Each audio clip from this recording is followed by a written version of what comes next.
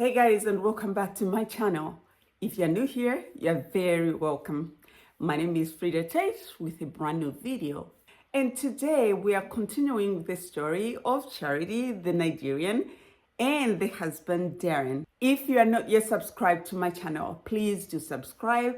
Don't forget to turn on the post notification bell so that each time I upload a brand new video, you are notified. Previously, she explained how they met, how they got married, and how they ended up living in Nigeria. He started displaying the typical signs of an alcoholic. We are going to continue with the story today. I don't want to spoil the story for you.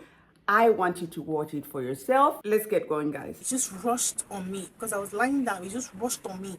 And the next thing, he was holding my neck and he was pressing my neck. What did you tell my mom? What did you tell my mom? Why did you tell my mom that I fought? At some point, I was like, stop it, you're choking me.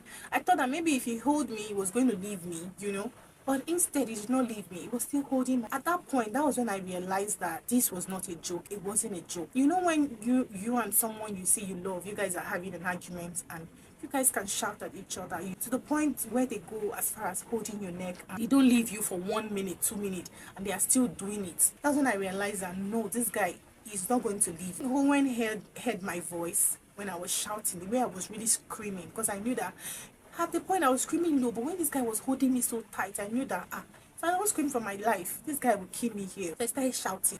Owen heard my voice. Owen ran out. I was lying down when he came to lie down and was pressing my neck. So when Owen climbed the chair and started hitting me, my mommy alone, he was shouting, I was crying. And he took Owen and threw Owen on the ground. It was when he held Owen like this and threw Owen on the ground. That was when I stood up. I went outside. I started shouting for help. The manager, the owner of the house, was opportune to be around. The owner of the house was in the main building. I think he heard my voice when I was shouting. The wife, the owner of the house, the security men, everybody ran out that night. So when they came, they were asking, what happened? Why are you shouting, madam? We heard your voice inside. I said, it was Darren that was strangling me. They were like, what did you do? What happened? Why is he trying to strangle you? So the man went to meet Darren when he came out of the house. He was asking him, why are you trying to strangle your wife? Darren did not say anything. He was just there calm. So the wife came to meet me. The landlord wife, he came to meet me, was like, I think he's drunk. I think he's drunk. Please, don't say anything to him now, okay? I don't know what you're going to do. So the wife was now asking me what happened. What actually happened that he came to you and was trying to strangle you? So I told them what had happened earlier. I called the mom there and there where I was standing. I told the mom that Darren was trying to strangle me. Darren was trying to strangle me. This is what is happening. This is what is happening, The mom did not say anything. So I was so scared after they had left. The landlord and the landlady, they had gone back. So I was so scared. They said I should go inside. I said, no, I can't go inside. I went inside. I changed my clothes. I carried Owen. I took a little bag because I was scared. Okay? I don't know that maybe it might come back again, maybe in the middle of the night, maybe around 1 or 2 when everybody has slept. And we went out of the house. When I was even going out that night, around 11 or so, past 11.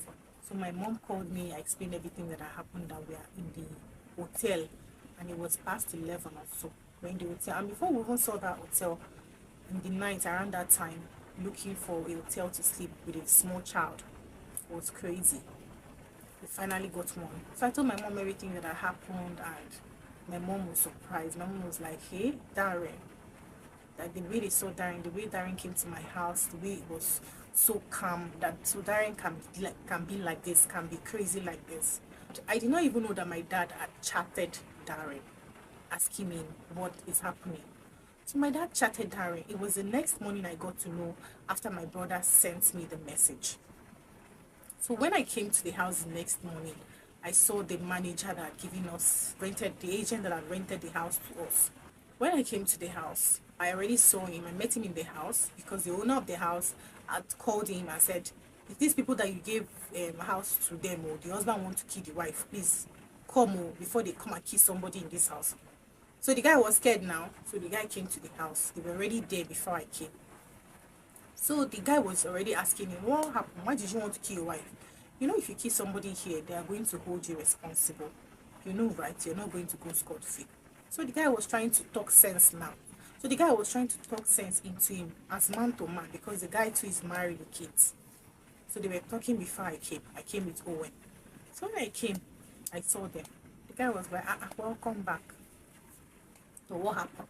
Why were you guys? Why did your husband want to kill you yesterday? So I said, did he not tell you what happened? He said, no, Daddy.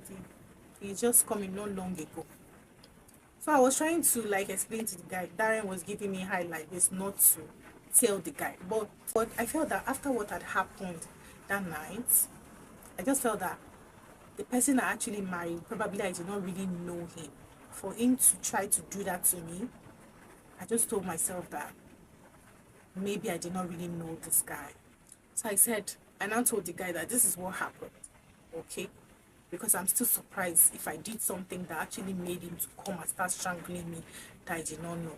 So the guy actually asked Darren in front of me that, is that what happened? Darren said yes. So the guy looked at Darren and said, are you sure you are okay, sir? Are you mentally okay, sir? So what your wife said, you said is true. Then why were you trying to strangle her? Darren did not say anything. It was like, why did I call his mother? Why did I call his mother? He apologized there, even when he was apologizing himself. So he apologized there. So the guy too apologized to me and said, we should just take it easy and that everything is going to be fine. Later in the evening of that day, Darren's mom called Darren. She was like, Darren, I want you to leave Nigeria. I want you to pack your bags. I want you to leave Nigeria. So apparently Darren was angry that his mom had told him to leave Nigeria. So now he was angry that because I told his mom was going to tell him to leave Nigeria. So his mom told him to choose that option. The mom even called me and told me the same thing. She did not say anything about the incident that happened. She did not apologize. She just called me and said, I want him to leave Nigeria. It looks like it's going to be dangerous for him to be in Nigeria. It looks like it's going to be unfair for him to stay in Nigeria. I want him to move back to Ireland. So after she said that, I said, okay. If that's okay, no problem. If he accepts that's what he wants, no problem. So Darren said, okay, that he's going to go to the Netherlands. I said, no problem. You were working there before your mom said yes, he was working there before, that he's going to go back to his job over there. That is what is it called? That is the company he was working for, that he has already contacted them. I said, really? He said yes, that they will even come and pick him in the airport for him to go back to work over there. I said, that's okay. So apparently he had already made that decision with his mom before they called me and they told me. I said, no problem. But then, so he packed his bag. After some time, I think he stayed for another 2 weeks, and then he packed his bag and he left to the Netherlands. I took him to the airport. You know, this situation, going to the airport, everything wasn't really smiley because we know what happened and what caused him to be leaving Nigeria, going back to the Netherlands. So after he left, I was expecting that okay, maybe everything was fine, or I did not know that he still had that stuff in mind of what happened, because I went to tell his mom, and then his mom now made a decision that he should leave. He was really angry about that. He was not talking to me for some time, and I wasn't really talking to him too for some time. Sometimes we check up on each other, sometimes we'll not check up on each other, until I started talking to him. I was like, what's up about this whole thing that has happened?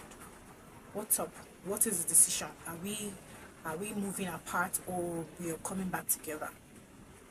You know, because I wanted to know.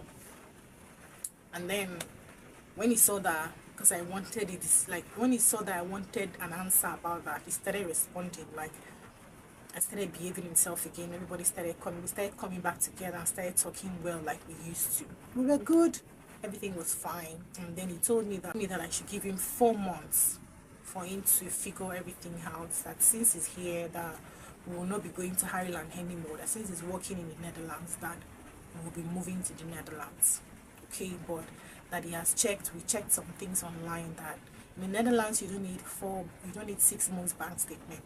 I think you need 3 months. She said I should give him the 3 more. She said I should give him 4 months. That is going to gather up everything, and we will close the distance, and everything is going to be okay. Everything went we were still good, everything was still okay, you know. The love, everything started growing back again.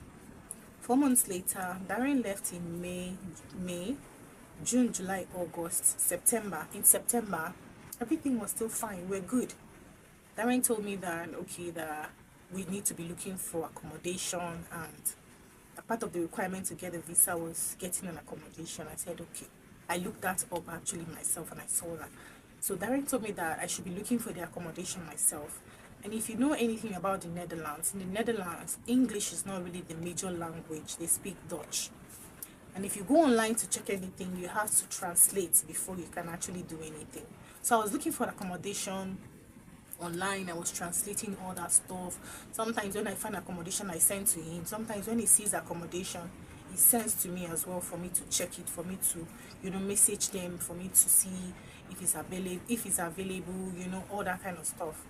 I was doing that. He tells me the amount I should look for. It tells me the apartment type I should look for, the location. Sometimes when I find, it tells me, okay, this is not the place, it doesn't want this place anymore. Sometimes when I find, I was still looking, you know, I messaged a whole lot of agents, we're still looking, we're doing all that stuff, you know. Then Darren told me that we're still looking from September, October, November. In November, month ending of November, Darren told me that he wants to come to Nigeria, that he's coming to Nigeria. So I was like, boy, we're planning to close the distance, find accommodation and close the distance. If you're going to do that, it's going to be expensive for you, coming to Nigeria and then the same planning relocation. All that is going to be expensive for you. Maybe what we should do is, maybe if you can wait for us to use the money and, you know, clear other things, so it will not be too much for you, for us to do. I tried to talk sense into him so that everything was going to be better. He said no, he wants to come to Nigeria. I said, so what about work? How are you going to do it? He said it's going to take some time. I said, okay, if that's going to make you happy, you can come to Nigeria. So he came to Nigeria. I went to pick him in the airport. We're excited. So when he came back to Nigeria, we were good. Everything was okay. And then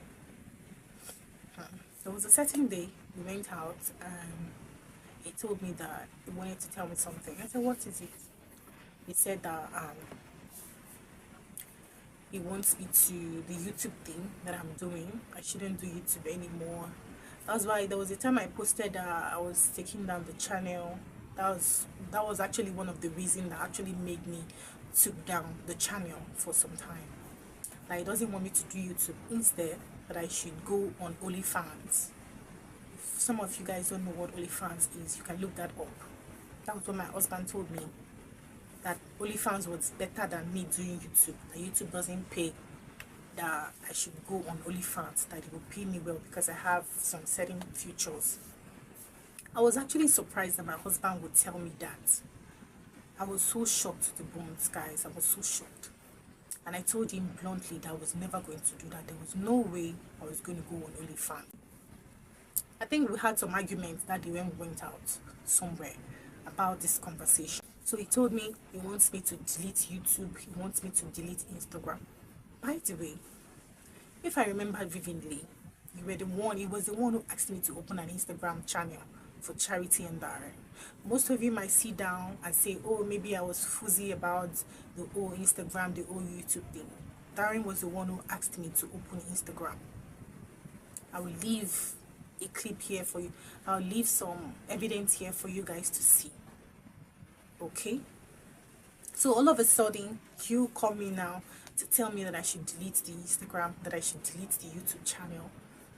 Was something that blew me off. I started thinking about a whole lot of things. Maybe when he had gone to the Netherlands, something has happened. You know what a normal human being would think, what a normal lady would think. Started thinking, you know, while all these things were going through my mind, what mattered to me most was, why would this guy tell me to go on OnlyFans?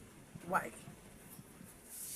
So I told him no, I was not going to do that. I was not going to delete it. At some point, I think I took down the Instagram channel and I did a video or something like that on Instagram. Those of you that follow us on Instagram, that I was going to take down the Instagram. And then a lot of you guys started asking me what was happening. I'll put some clips here as well.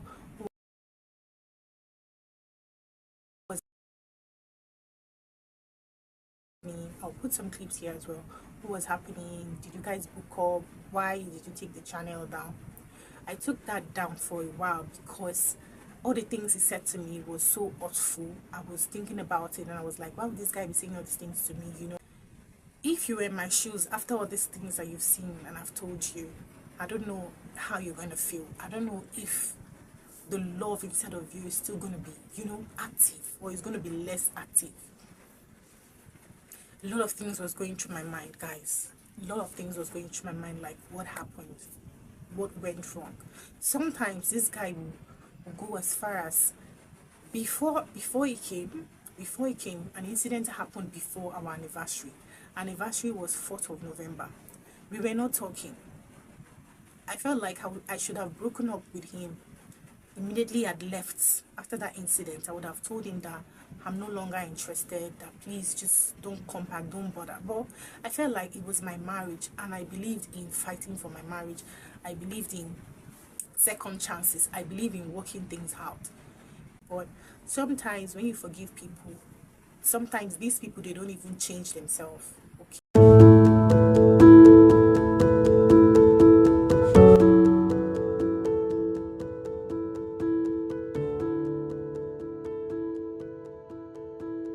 Things that we go through in the name of love. There you go, guys. You've seen it. It is really a sad story. What man in their right sense would encourage their wife to join their OnlyFans? What man would want the other men to see the wife's body? This is so sad. Like, you know, how do you even start explaining this to your parents, to your families? Indeed, a sad story. Everything that our fellow woman went through was nothing but sad. Guys, let's make sure like we are doing the right thing, even if it's for the sake of marriage or for the sake of love. This person that you're getting together with, this person that you're getting married to, are they good up there or they are questionable? Their red flags are all over the place. I really think that there might have been some red flags that were ignored because, like, you are focused on love and you want love only, such that you miss out on the red flags. But again, we do not want to blame the girl because some human beings are able to hide their true colors for as long as they can.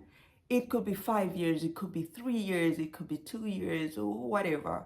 If it's for their own benefits, yes, they are able to hide.